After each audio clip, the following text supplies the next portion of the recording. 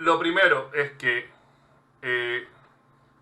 el documento que ustedes van a tener que entregar va a tener que tener un título, o sea, no se pueden olvidar ponerle un título a su documento.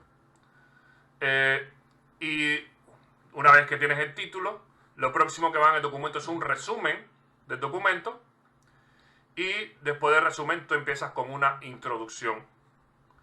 Ahora, para eso ustedes deben recordar que van a tener que hacer consultas de literatura, etcétera, para poder apoyar todo lo que vayan diciendo en esa introducción. Bien, ahora vamos a hablar un poco de qué es lo que debe tener cada cosa que ustedes van a exponer. Vamos a ir viéndolo ahora. Bien, la introducción. Sí, dime. Creo que... ahora sí las diapositivas no estaban avanzando, creo. No, ahora fue que la avancé. Ya, ok. Sí. Ya, primero, ¿por qué una introducción? Bueno, lo primero es que tú no debes hacer una investigación o un trabajo de la nada. O sea, tú debes demostrar que lo que tú vas a hacer tiene algún tipo de relevancia. Tú debes demostrar que lo que tú vas a hacer está enmarcado en un campo de investigación previo, que algo existe previo a lo que tú vas a hacer y que tú realmente vas a hacer un aporte nuevo a eso que ya tiene un conocimiento previo. O sea, no existe nada que tú vayas a investigar que no tenga algo previo que se haya hecho. Siempre hay algo previo en lo cual tú vas a soportar lo nuevo que vas a hacer. Y eso es lo que tú vas a tratar de mostrar en la introducción. A la vez, desde el punto de vista de tu rol como investigador, tú también estás ordenando la información previa. Tú la estás exponiendo en el documento, pero al mismo tiempo la estás ordenando. Tú estás recopilando la literatura relevante y estás ordenando esa información relevante previa para que tú entiendas mejor qué es lo que vas a hacer en tu trabajo. Vamos a ver que la introducción se compone de dos momentos esenciales, lo que se llama marco teórico y estado del arte, que va a ser el marco referencial del tema, qué y cómo se ha hecho antes para estudiar el fenómeno. Va a ser la porción de la introducción que es más extensa. O sea, en esa porción, que es la más extensa, tú vas a tener que hacer un estado del arte. Tú vas a tener que buscar toda la literatura pertinente al tema que tú vas a trabajar. Y después que tú tengas toda esa información recopilada, entonces viene una parte que va a ser la justificación del problema. O sea, una vez que tú revisaste toda la literatura y viste todas las cosas previas que se han hecho, que son relevantes a tu tema, tú vas a dejar de manifiesto la carencia de información en un área determinada del marco que tú revisaste. Tú vas a dejar de manifiesto la carencia de esa información, y esa carencia de información va a ser la que va a conducir después al planteamiento de la hipótesis que tú vas a hacer después. O sea, en la introducción tú vas a hacer una búsqueda bibliográfica de todo lo relevante que tenga que ver con el tema que tú vas a desarrollar. Pero eso tiene que desembocar en una carencia, en un problema, en algo que no se ha hecho. ¿Ok? Y ese algo que no se ha hecho, tú lo tienes que identificar claramente. Y cuando tú lo identifiques claramente, eso va a dejar la puerta abierta a lo que realmente después tú vas a hacer. O sea, en la sección que viene después, que es la hipótesis, entonces tú vas a plantear una hipótesis después que va a tener una relación con esa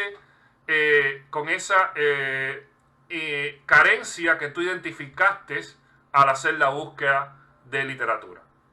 Entonces, si ustedes se fijan, estamos hablando de dos partes, una que es muy extensa, que es la búsqueda bibliográfica, y otra que realmente puede ser hasta un párrafo.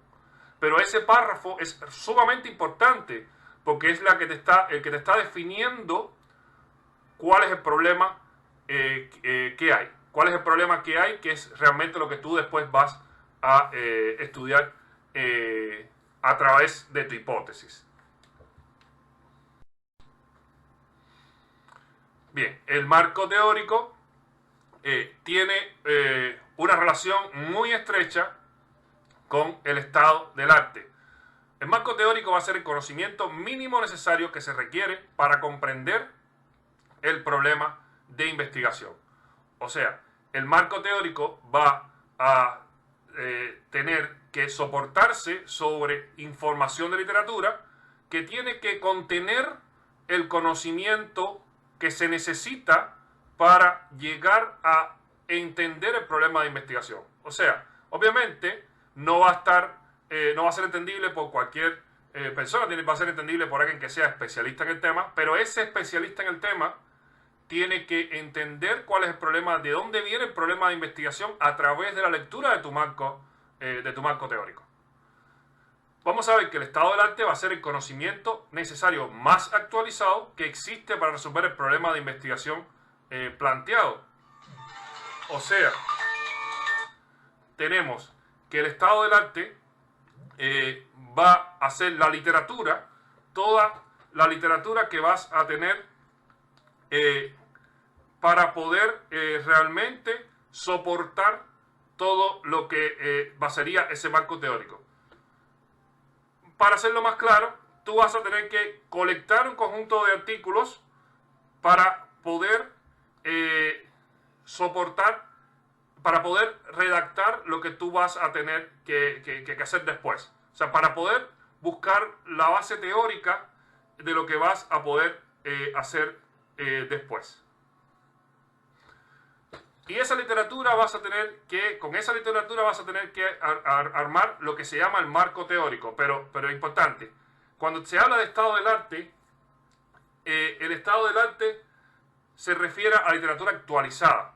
Tú no puedes hacer tu búsqueda basado en artículos que sean de, no sé, hace más de 10 años. O sea, me refiero a que todos los artículos sean de hace más de 10 años. O sea, lo que tú esperarías es que los artículos que vas a incluir en esa búsqueda de estado del arte sean recientes, que sean lo más reciente posible. No es que todos tengan que ser de los últimos 3 años ni nada parecido, pero sí que no veas que toda la literatura que está citando es muy antigua. Un marco teórico conceptual va a ser mostrando es como que no hay una actualización que uno utiliza para formular y desarrollar un argumento o tesis.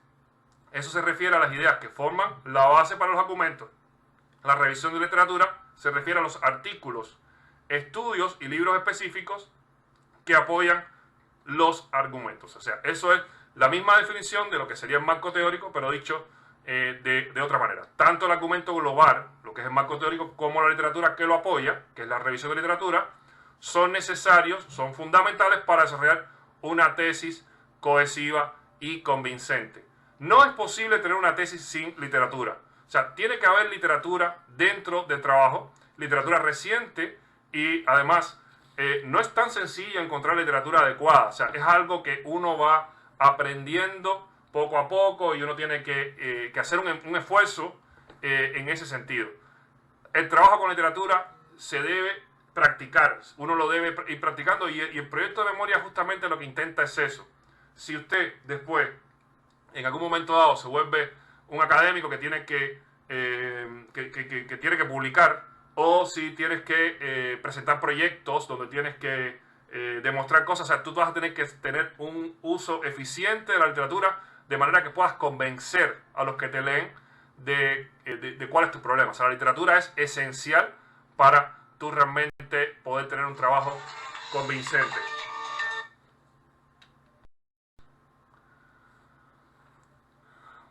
Por ejemplo, aquí le pongo un ejemplo. Si uno va a escribir un trabajo sobre los canales de potasio y quiere, por ejemplo, determinar el sensor de pH en estos canales, debe desarrollar un argumento que explique por qué dicha investigación será beneficiosa.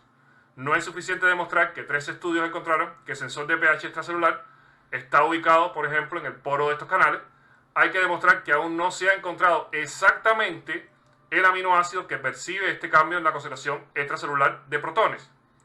Con toda la literatura analizada y sugerida, la pregunta en cuestión, uno ha brindado el estado del arte del problema y ha proporcionado una interrogante a resolver. O sea, si uno va a buscar, si uno quiere buscar cuál es el aminoácido que está encargado del sensado de protones, es porque eso previamente nadie lo vio.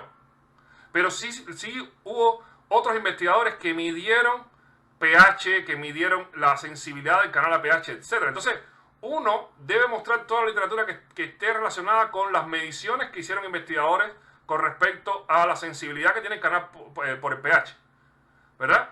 Pero ya, después que muestras toda la información que hay sobre el sensado del canal por el pH, uno dice, bueno, se sabe que el canal sensa el pH, pero no se sabe cuál es el aminoácido realmente, cuál es el residuo que realmente es responsable de ese sensado de pH. Y eso es lo que vamos a investigar. Esa es la carencia de información que hay. Se sabe que el canal sensa el pH, pero no se sabe cuál es el aminoácido que es responsable de ese sensado de pH. Y esa es la interrogante que yo voy a resolver.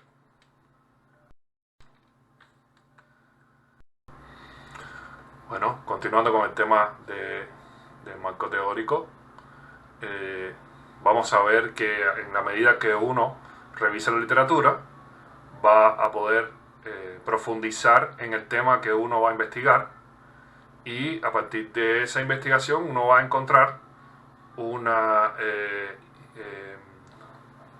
carencia, algún conocimiento que no se ha abordado, y eso es lo que uno va a abordar. Entonces, en la introducción uno va a exponer toda la información previa a lo que uno va a investigar, y esa información la va a ir conduciendo hasta llegar a identificar algo que no se ha investigado, que tiene relación con eso que uno expone.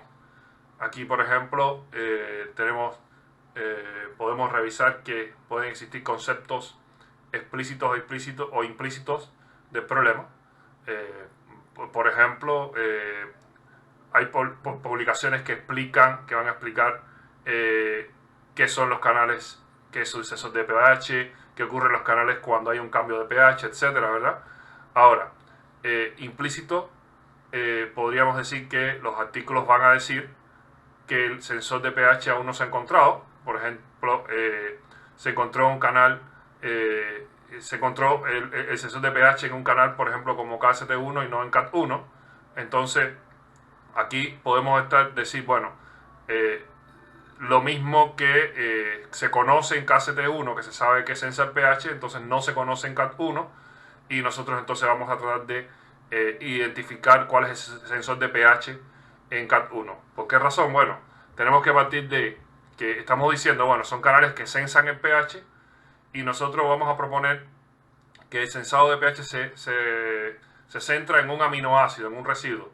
Pero si eso lo vamos a poder defender si es que defendemos que ya hay otros canales en los cuales se ha visto que ese sensado de pH se debe precisamente a un residuo parecido a ese, ¿no? Entonces, nosotros estaríamos usando información previa que fue quizás brindada en un canal como KZT1, para entonces después nosotros aplicarlo a CAT1.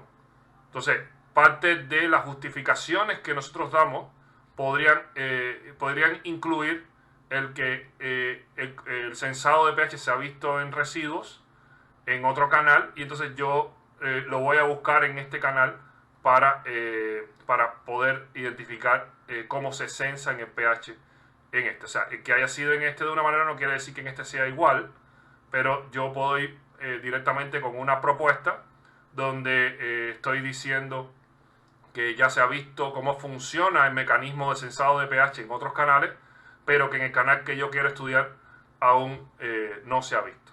En fin, yo voy a ir buscando los argumentos que me van a llevar a mí a plantear mi problema. Globalmente, vamos a ver que en la introducción nosotros vamos a tener que se revisan las teorías y conceptos. Se concluye con las aplicaciones de la teoría que llevan al problema que se quiere resolver, ¿verdad? Y después de eso se puede construir una hipótesis.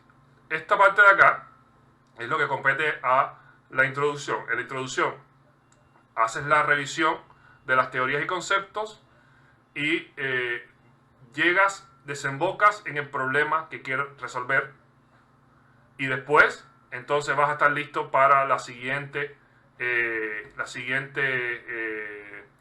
sección, que sería la hipótesis, que ya la hipótesis queda fuera de la introducción. O sea, la semana que viene vamos a hablar de la hipótesis de qué es lo que debe contener una hipótesis, porque la hipótesis va inmediatamente después de la introducción. Bueno, hay algo muy importante que debes cumplir en una introducción. La introducción debe tener un formato tal que se adapte a una lógica que sea ordenada.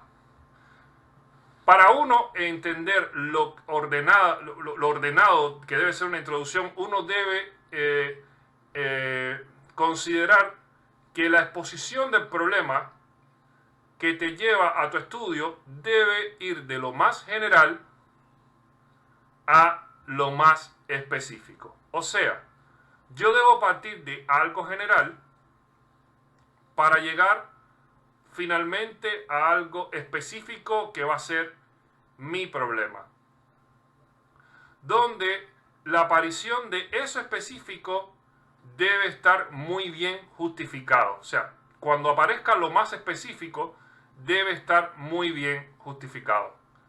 Además, lo más general, lo que tendríamos aquí en esta base del triángulo, no puede ser demasiado básico. Y además, todo elemento que se salga de este triángulo está de más en la introducción. Pongamos un ejemplo. Si yo quiero investigar, por ejemplo, cómo se colocan unos inhibidores de la acetilcolinesterasa en el sitio activo de la acetilcolinesterasa. O sea, cómo interactúan unos inhibidores con acetilcolinesterasa. Eso es lo que yo voy a investigar. Con herramientas in silico, con lo que sea. Pero en la introducción yo voy a tener que llegar a que voy a necesitar un diseño de mejores inhibidores de acetilcolinesterasa. Ahora, para yo entender de dónde voy a partir primero, la acetilcolinesterasa está involucrada en qué? Bueno, está involucrada realmente en enfermedad de Alzheimer. Por lo tanto, cuando yo empiece la introducción, yo voy a comenzar hablando de el Alzheimer. Bien, ¿cómo puedo empezar? Bueno, el Alzheimer es un padecimiento de los más preocupantes en adultos mayores, con las mayores estadísticas, etcétera, etcétera, etcétera. ¿Ya? Entonces, así yo empiezo mi introducción, hablando del problema general que sería en este caso el Alzheimer. ¿Por qué estoy hablando del Alzheimer? Porque yo sé que voy a estudiar inhibidores de acetilcolinesterasa y se sabe que la acetilcolinesterasa es un blanco que está involucrada con el Alzheimer. Por lo tanto, yo cuando empiezo a hablar de manera general, empiezo hablando por el padecimiento general, que es el Alzheimer. ¿Verdad? Ahora, para yo moverme de lo general a lo más específico, yo debería desplazarme desde el Alzheimer hasta la acetilcolinesterasa. ¿Cómo lo hago? Bueno, una vez que yo definí que el Alzheimer es un problema, entonces yo tengo que moverme en la dirección hacia lo más específico.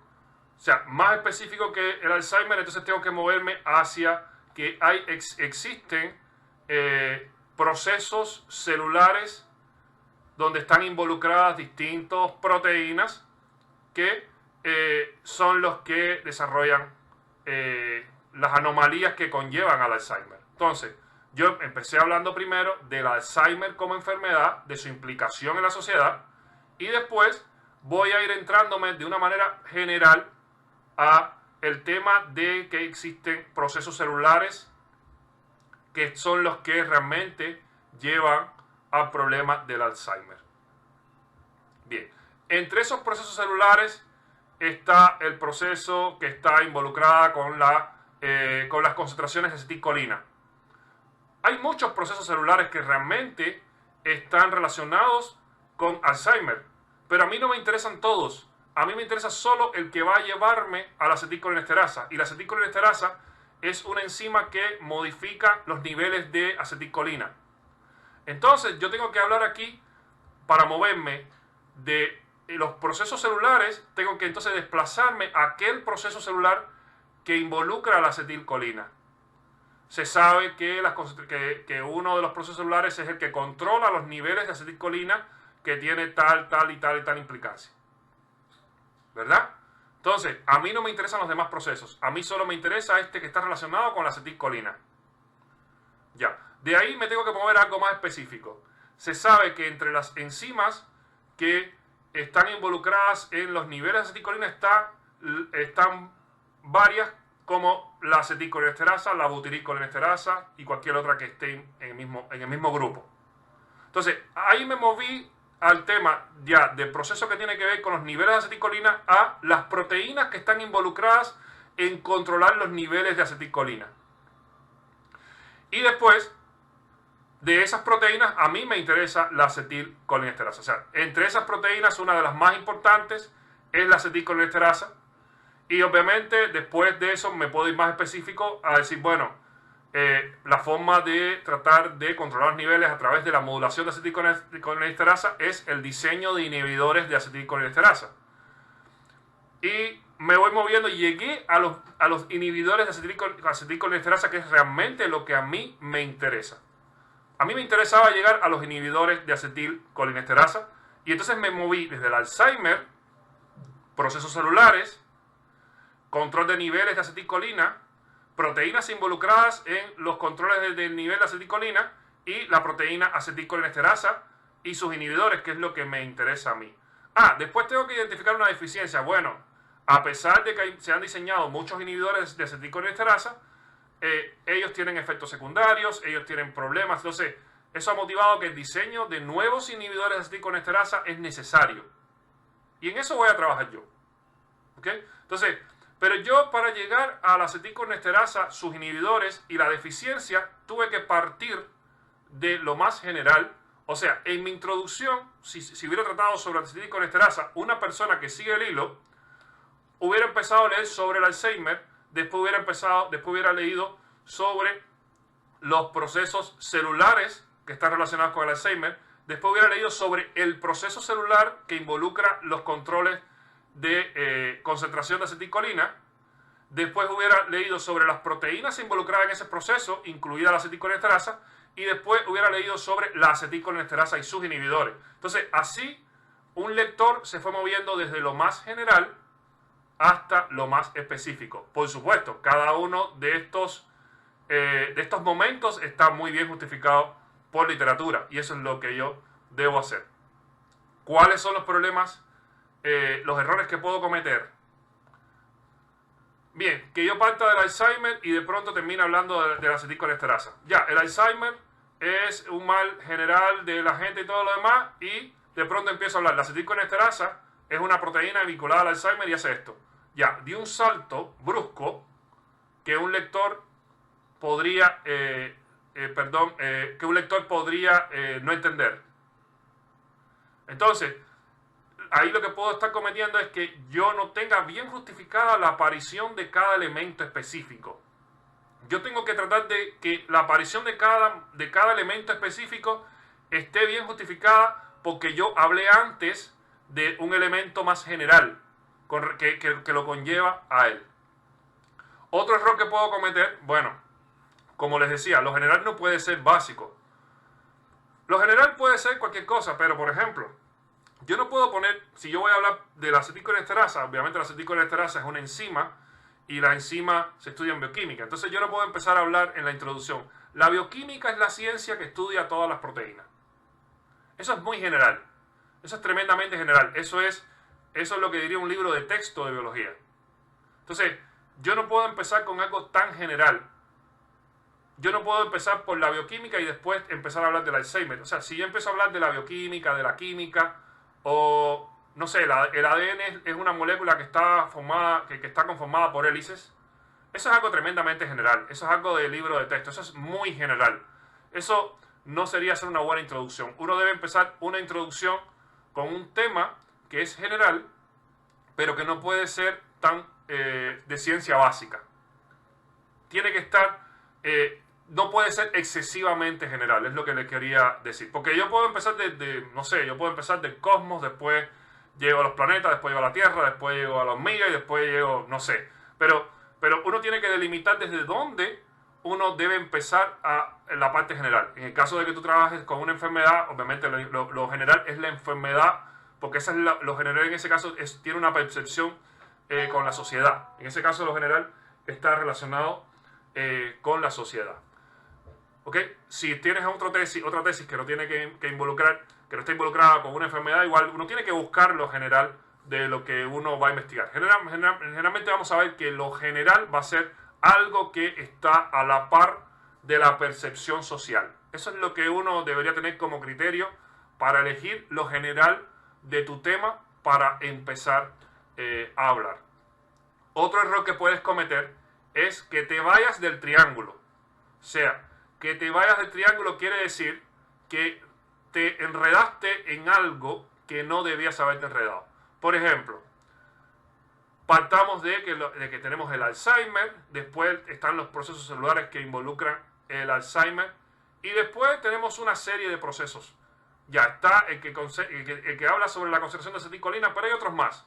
Y que yo empiece a enumerar, bueno, el proceso que involucra, no sé, las concentraciones de calcio, está formado de esta manera, involucra estas proteínas, involucra esto otro, y el proceso que involucra las concentraciones de sodio está formado por esta proteína, por esta otra, por esta otra. Ahora, la pregunta es, si mi tesis no trata ni del calcio ni del sodio, si la acetilcolesterasa, que es mi objetivo, no tiene nada que ver con los procesos que controlan el calcio y el sodio, ¿por qué tengo que explicar tanto sobre esos procesos que realmente no me van a orientar a donde yo quiero ir? O sea, me refiero a que si yo tengo aquí, por ejemplo, generales de Alzheimer, aquí hay los procesos celulares, lo próximo que viene es hablar del proceso celular que involucra a la acetilcolesterasa, que es el que involucra las concentraciones de acetilcolina. Si hay otros procesos celulares, yo los puedo mencionar, pero no debo dedicar un párrafo o 2 párrafos a explicar los detalles de esos otros procesos, porque esos procesos no me van a llevar a mí a la acetilcolesterasa. Si yo empiezo a colocar información sobre esos otros procesos, estoy divagando, estoy saliéndome del triángulo que lleva a lo más específico. Eso es un error que se comete muchísimo y hay que ser cuidadoso, porque entonces empiezas a redactar de más y el lector se pierde, el lector se confunde. Es como que yo te empiece a contar una historia sobre un vecino y te empiece a hablar de todo el barrio para después hablarte de ese vecino. O sea, si tú te interesa el vecino, tú ubicas la casa, el vecino, la pieza del vecino donde ocurrió la acción. Entonces, en ese caso, tú estás siendo específico. Si tú empiezas a hablar de todo lo demás que no viene al caso, estás divagando. Entonces, cuando uno localiza información para hacer su introducción, uno debe tratar de seguir este esquema que les estoy mostrando. Ir de lo general a lo específico sin divagar, sin perdernos en información que realmente no es relevante. Yo no tengo por qué enumerar todos los posibles procesos biológicos y explicarlos. Yo no tengo por qué ahora empezar a hablar de todas las enzimas y todo lo que hacen las enzimas. No, a mí me interesa la acetilcolesterasa, por lo tanto yo tengo que llegar a ella sin divagar. ¿Ok?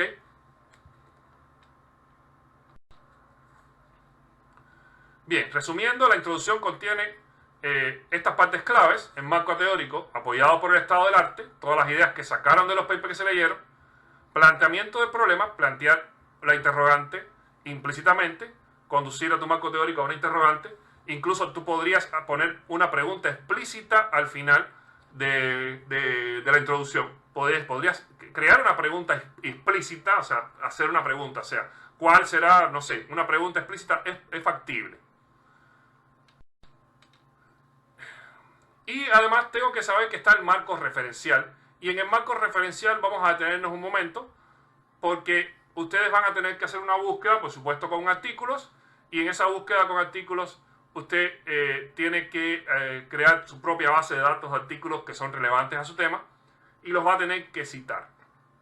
Para citar los artículos, yo les recomiendo... no le digo que les exijo, pero les digo así casi como que deberían hacerlo sí o sí, porque si no van a pasar mucho trabajo por gusto. Usar un software de estos que se usan para incluir estas referencias. Entre esos softwares van a tener esto van a tener softwares como el Note, que es pagado, pero van a tener algunos gratis, como el Zotero y el Mendeley. O sea, yo les recomiendo que usen o el Zotero o el Mendeley, que son gratis, y básicamente es un software que tú instalas, vas a tener una conexión, él va a tener un plugin que va a estar acoplado al sitio de búsqueda en internet, y además se va a acoplar también al documento Word, al Word. Entonces, si tú trabajas el documento en Word, sencillamente lo que vas a hacer es que cuando vayas a citar un documento, tú vas a incluirlo a través de Zotero o Mendeley, y él te va a incluir el documento con un formato, y al final va a aparecer la lista de referencias ya con el estilo que deba tener. Nosotros no vamos a imponer un estilo, no hay un estilo impuesto en la escuela, por lo tanto ustedes pueden elegir qué estilo usar. Sí, yo les recomiendo que usen un estilo que tenga toda la información necesaria, o sea, que tenga los autores y el artículo como tal, de manera que uno tenga la información sobre el artículo que uno se buscó. Se los digo porque hay algunos estilos que son raros, que no dan información ninguna, que son los menos, pero que ojalá que no elijan uno de esos. O sea, por ejemplo, podrían elegir un estilo bien conocido como alguno de los estilos del Sevier. Algunos de los estilos del Sevier son bien claros, algunos son con autor, año, y otros son con números. Cualquiera de los dos viene bien. O sea, cuando uno cita en referencia, hay dos maneras generales de citar. Una es que aparezca el apellido del autor, coma, el año. Cuando son dos autores sería apellido y el otro autor, apellido y apellido, coma, el año. Y cuando son más autores sería apellido y colaboradores, coma, el año. O sea, si yo cito varios juntos, entonces aparecería entre paréntesis primero punto y coma, el segundo punto y coma y el tercero punto y coma. La otra forma es que te citen con número y aparezca una lista al final. Ambas son permitidas, ambas son igual de buenas. Cuando tienes la cita con apellido, coma, año, generalmente en la lista final aparece en orden alfabético. Y aquí quiero que se fijen en una cosa: cuando uno lo hace con un software, esto queda así, pero si uno lo hace sin un software, entonces no queda así. De la referencia se espera de que haya un formato único. O sea, aquí fíjense que siempre es apellido, coma, inicial del nombre, punto y coma después. Y así para todos los apellidos, y así sería para todos los papers. Después de los autores, aquí aparece el año entre paréntesis, y en todos tiene que aparecer así. Después aparece el nombre del paper, y después aparece el journal en letra cursiva, y después aparece el volumen con letra cursiva, dos puntos y las páginas. Fíjense que en todos aparece de la misma manera. O sea, el journal en letra cursiva, el journal en letra cursiva en todos los casos, después el volumen en letra cursiva y las páginas. Si las referencias están bien, entonces todas deben aparecer en el mismo formato. Siempre yo voy a buscar el año aquí entre los apellidos y el título del paper, y siempre voy a buscar el journal en letra cursiva con el estilo que debe tener. Entonces, si uno usa los softwares, uno tiene que estar pendiente, porque hay veces que los softwares tienen algunos errorcillos que uno tiene que corregir, no manualmente, sino uno lo tiene que corregir en el campo mismo de Zotero o de Mendeley, donde está anotado el paper. Uno hace correcciones y eso se puede arreglar. Pero yo les pido que usen programas para incluir software, porque si no, todos estos detalles de cómo van los signos de puntuación dentro de la referencia los van a tener que hacer a mano, y eso obviamente te da una posibilidad mayor de cometer errores. Con respecto a los journals, las revistas científicas es más fácil de citar porque tienes año, el nombre del journal, volumen, página. Con el caso de libros o capítulos de libros es un poco más complicado, porque generalmente en los libros o capítulos de libros se incluye el título del capítulo, se incluye el libro y se incluyen los editores y la ciudad donde se imprimió el libro. Este tipo de cita es un poco más enredada que las otras. Entonces, digamos, tenemos que ser cuidadosos a la hora de citar capítulos de libros que cumpla con este formato. Y esto, ustedes quizás me dirán, bueno, es que hay que ser un poco exagerado para estar pidiendo capítulos de libro y la ciudad donde se tituló el libro, que a veces que es un dato que es hasta difícil de conseguir. Lo que sucede es que cuando uno después empieza a enviar artículos, la revista, cuando encuentra que tú no citaste bien el libro, te manda un mensaje pidiendo que lo cites bien. Entonces, como ya yo sé que eso sucede, uno debe aprender desde lo antes posible a cómo realmente se cita un libro, que es un poco más enredado, pero que en el fondo las revistas te lo exigen. Cualquiera de ustedes que en un futuro quiera hacer publicaciones va a tener que ir aprendiendo estas cosas, y por eso es bueno ponerlo en práctica lo antes posible. Bien, lo otro que ustedes van a tener que entregar en 3 semanas es el resumen. El objetivo del resumen es que la persona que acceda a la lectura pueda saber de forma rápida qué va a encontrar en el texto y qué recorrido temático se ha elaborado para el mismo. El resumen debe ser corto.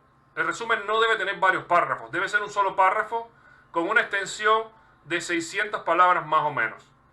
Con esto también hay un detalle. Hay revistas que te exigen un número máximo de letras en el resumen. Y eso uno tiene que acostumbrarse, tiene que practicar resumir. En el resumen va a ir más contenido que la introducción. Ustedes hasta ahora van a tener que hacer un resumen que tenga lo contenido de que va a ser introductorio. Todavía no deben incluir en el resumen qué es lo que van a hacer. Eso lo deben arreglar en el futuro. Cuando ustedes tengan la entrega final, ustedes van a tener que hacer modificaciones a este resumen para que esté más completo con las informaciones que ustedes van a ir desarrollando. Pero inicialmente lo que se pide en el resumen es que ustedes coloquen la información más bien introductoria en el resumen de una manera abreviada. O sea, que vayan practicando cómo abreviar la información. Y recuerden, la idea es que una persona que vaya a leer tu trabajo pueda encontrar en el resumen una idea general de lo que te vas a encontrar en el texto. El resumen es muy útil. Cuando uno va a buscar un artículo que te pueda interesar, tú vas al resumen a ver de qué trata el artículo. Y ahí tú encuentras la información que te indica si tú realmente estás encontrando en el artículo lo que estás buscando o no. ¿Qué contiene el resumen? Bueno, en el caso en el que nos estemos enfrentando a un trabajo de investigación o desarrollo, el resumen debe contener información relacionada con la hipótesis de la que partimos o el problema, la pregunta que nos planteamos, los procedimientos propuestos, objetivos, fundamentos teóricos, pero de manera muy breve. O sea, el resumen realmente tendría toda esta información. Recuerden, en la primera redacción que ustedes me van a tener que entregar de resumen, ustedes no van a poder poner todas estas cosas, pero sí deben ir conociendo que su resumen va a tener que ir evolucionando durante el semestre hasta llegar a un resumen final que contenga un poco de información de cada una de las cosas que ustedes van a ir elaborando. ¿Cómo se estructura el resumen? Bueno, la presentación de la idea o problema general, resumen del marco teórico, la idea principal, planteamiento del problema específico y qué haremos para resolverlo. Y vamos a ver esto aquí con un ejemplo. O sea, recuerden, vamos a ver primero, en este resumen que está acá, vamos a ver cada una de estas partes, problema general, marco teórico, problema específico y qué haremos para resolverlo, en cada uno en el color que le corresponde acá. Esto que les voy a mostrar es como, digamos, un resumen perfecto. Por supuesto que ese nivel de perfección no es tan fácil de alcanzar, pero bueno, más o menos les da una idea de más o menos qué debe contener un resumen. Dice así el resumen: los metales pesados y metaloides como el arsénico son tóxicos para la salud de las personas debido a que son potencialmente cancerígenos en bajas dosis. Además, inducen malformaciones embrionarias y daños cromosómicos. Ese es el problema general que se planteó. Se encuentran naturalmente en forma de sulfuros junto a otros metales principales en áreas volcánicas y yacimientos mineros. Es en estos lugares donde los metales entran en contacto con los afluentes, son transportados por el ciclo del agua alcanzando regiones habitadas, volviéndose una amenaza para el medio ambiente y las personas. La contaminación del agua potable es una realidad en varias localidades del norte de Chile, particularmente por la presencia de altas concentraciones de arsénico. Bien, ahí tenemos un marco teórico y a través del tiempo los microorganismos han sido expuestos a este tipo de componentes tóxicos y ambientes extremos, por lo que han evolucionado en una gran variedad de mecanismos para tolerar e incluso utilizar estos componentes tóxicos como energía metabólica. Pese a lo importante de comprender el comportamiento de estos microorganismos frente al arsénico, aún no existe conocimiento suficiente para utilizar las ventajas de estos mecanismos genéticos. Fíjense que acá se está llegando a un problema específico del cual hemos empezado a hablar justamente de cuando adoptamos este color. Ese problema específico nos habla de estos microorganismos, pero que hay un problema con la investigación con respecto a estos microorganismos, ¿verdad? Y por último, ¿qué haremos para resolverlo? En este proyecto se propone realizar un análisis genómico comparativo de microorganismos tolerantes al arsénico. Herramientas como WGS o QTL Finding serán utilizadas para encontrar y caracterizar los genes y o regiones de los genomas que permitirán comprender mejor estos mecanismos de resistencia para el posterior desarrollo de tecnologías de bioremediación de suelos y aguas contaminadas con arsénico. Bien, fíjense que en este resumen estás pasando por distintos momentos muy bien estructurados que te llegan finalmente a lo que tú vas a hacer en este proyecto. En la primera redacción que ustedes van a enviarme no van a poder adoptar todo esto, pero sí se espera que en la última redacción que ustedes hagan ya, cuando tengan ya el proyecto en su estado final, sí el resumen pueda tener una estructura parecida lo más posible a esta. Porque ya ahí sí ustedes van a tener idea de lo que van a hacer en el proyecto. Ustedes van a tener más idea porque ya van a haber hecho las otras secciones del documento. Ya, y finalmente, como tarea queda que ustedes hagan la introducción y resumen.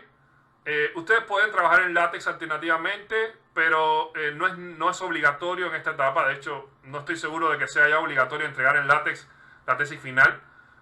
Sí, en proyecto de memoria es mejor que lo entreguen en un formato que se pueda revisar, que ustedes estén en acuerdo con el informante que él lo puede revisar. Si el informante puede revisarlo en látex, pues se lo entregan en látex, pero si no, ustedes mejor que le pregunten en qué formato él lo puede revisar, porque lo más importante es no enredarse con el tipo de documento, sino con el contenido.